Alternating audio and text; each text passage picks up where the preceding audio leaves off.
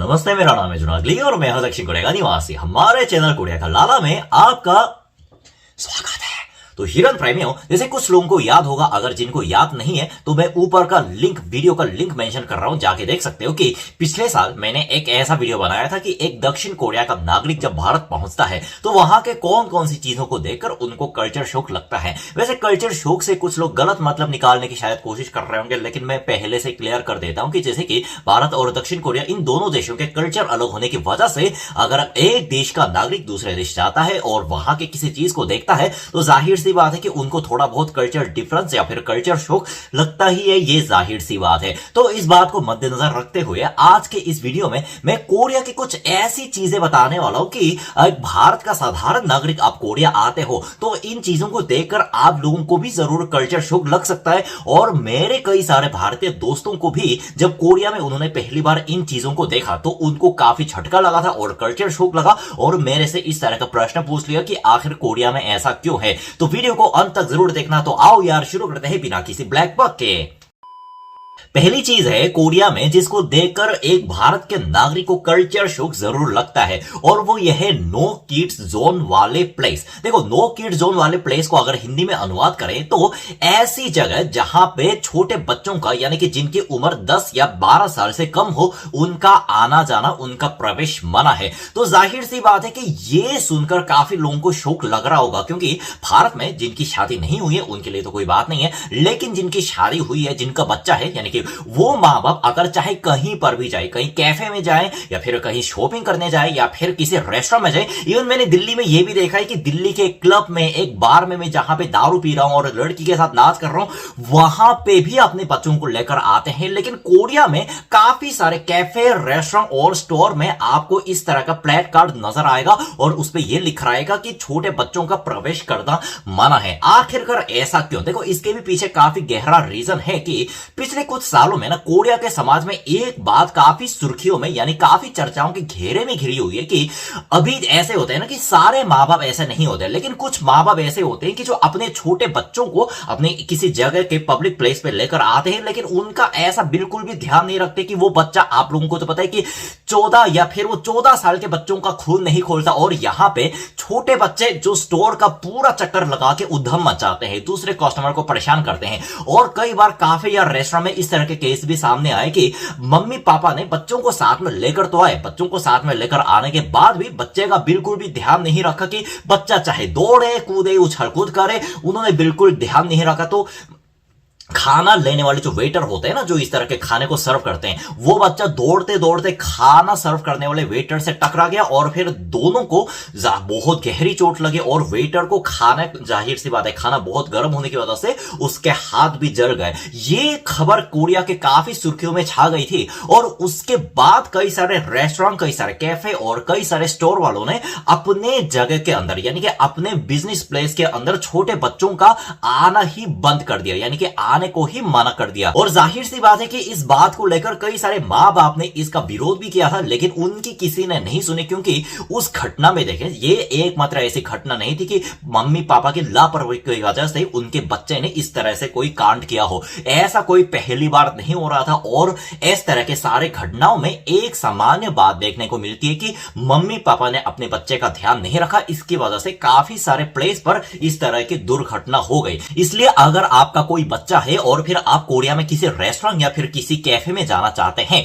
तो आप प्रवेश करने से पहले दरवाजे पर यह लिखा हुआ जरूर देख लेना। इंग्लिश में लिखा होता है कि नो किड जोन। अगर नो किड जोन लिखा है तो उसका मतलब यह है कि उसमें आप अपने बच्चे के साथ अंदर नहीं जा सकते। जाहिर सी बात है यह चीज भारत में है ही नहीं, इसलिए जब भारत का नागरिक प्रथम बार इस चीज को देखता है तो उनको काफी झटका लगता है। और दूसरी चीज है जिसको देखने पर भारत के मेरे काफी दोस्त शौक में पड़ गए, वो ये है कि एक बार शहर के अंदर बस का इस्तेमाल करने के बाद या फिर मेट्रो का इस्तेमाल करने के बाद आधे घंटे के अंदर आप दूसरे परिवहन, यानी बस के बाद मेट्रो या फिर मेट्रो के बाद बस, इस दूसरे परिवहन का प्रयोग करते हो तो आपके दूसरे परिवहन का चार्ज फ्री होता है। जी हाँ, इसको ट्रांसफर सिस्टम कहते हैं, जो कि कोरिया में लगभग हर सिटी में देखने को मिलता है। और इस सिस्टम का सबसे बड़ा मुनाफा यह है कि जैसे मैंने थोड़ी देर पहले आप लोगों को बताया, आप अपने सिटी मतलब सियोल ले लेते हैं, यानी कि कोरिया की राजधानी सियोल के अंदर कहीं से कहीं बस से ट्रैवल करते हो, और बस में जाहिर सी बात है यहां पे कैश तो नहीं लिया जाता, तो सब लोग ट्रैफिक कार्ड का इस्तेमाल करते हैं।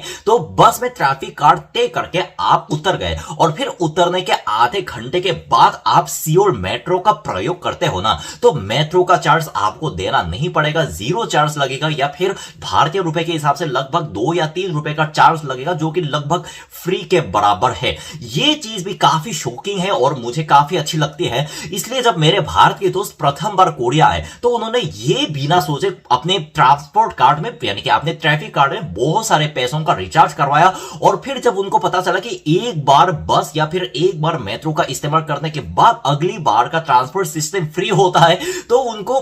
काफी झटका लगा कि अगर मुझे पहले से पता होता तो इतने सारे पैसे डालने की जरूरत नहीं पड़ती। क्योंकि जैसे मैं दिल्ली के अंदर घूमता हूं और कोलकाता के अंदर घूमता हूं, मैंने ये बात नोटिस की कि बस का अलग से टिकट होता है, और फिर बस का इस्तेमाल करने के आधे घंटे के बाद आप मेट्रो में चले भी जाओ तो उसका कोई डिस्काउंट नहीं होता। लेकिन ये चीज काफी अच्छी है, लेकिन ये चीज कई बार विदेशियों को हैरान भी कर देती है। और तीसरी चीज है जो कि भारत में काफी नॉर्मल है, लेकिन कोरिया में ऐसे ना होने की वजह से काफी मेरे भारतीय दोस्तों को शौक में डाल देती है, वो ये है कि खाना खाने के बाद ब्रश करने का कल्चर और सुबह ब्रश ना करने का कल्चर। देखो एक्चुअली क्या होता है ना कि ब्रश के मामले में भारत के नागरिक एकदम अलग दिशा में सोचते हैं, और कोरिया के नागरिक भी ना इस तरह में एकदम अलग दिशा में सोचते हैं। जैसे भारत में मैंने एक बार नोटिस किया कि हर भारत का नागरिक, चाहे बच्चा हो, लड़की हो, चाहे बूढ़ा, सुबह सुबह उठने पर, चाहे भले उन्होंने कुछ खाया ही क्यों ना हो, नाश्ता करने से पहले सब लोग ब्रश करते हुए नजर आते हैं।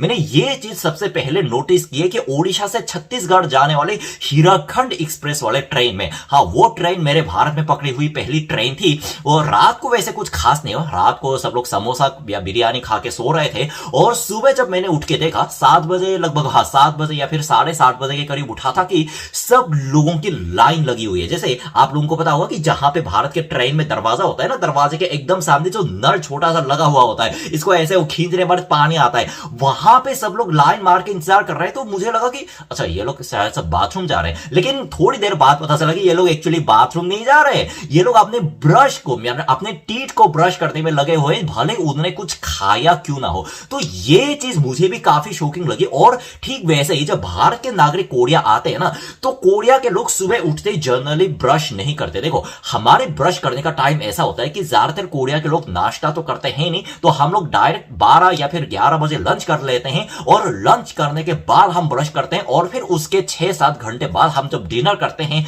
तो डिनर करने के बाद हम अपने दांतों का मंजन करते हैं। लेकिन जैसे भारत में मैंने ये देखा है कि सबसे पहले ये लोग सुबह उठते ही बिना कुछ खाए ब्रश करते हैं, और उसके बाद नाश्ता करते हैं, और फिर उसके बाद उनका जब लंच टाइम होता है, तो मैंने काफी लोगों को लंच करने से पहले ही ब्रश करते हुए देखा। और खास करके जब डिनर का टाइम होता है, जो कि दिन का सबसे ज्यादा सबसे शानदार खाना होता है, तो डिनर का टाइम आने पर ये लोग डिनर करने से पहले ब्रश करते हैं और डिनर कर लेते हैं, और फिर रात को बिना ब्रश किए ऐसे ही सो जाते हैं। तो एक्चुअली क्या होता है ना कि ब्रश करने का टाइमिंग दोनों देशों में काफी अलग है। भारतीयों को ऐसा लगता है कि सुबह सुबह हम जब उठते हैं तो हमारे मुंह के अंदर ऐसे तो कीटाणु भर जाते हैं, उसको नाश करने के लिए हमें ब्रश करने की जरूरत है। तो इस दिशा में, इस मामले में कोरियन लोग इस तरह से सोचते हैं कि रात को सब कुछ खाने के बाद हमारे मुंह में बहुत सारे खाने का टुकड़ा जम गया होगा, चलो इसको ब्रश करके सो जाते हैं, और कल सुबह ऐसे सिर्फ पानी पी के हम ऑफिस चले जाते हैं। जाहिर सी बात है, मतलब दोनों कल्चर में से कोई भी बुरा नहीं है, सब ठीक है, मतलब अपने देश के हिसाब से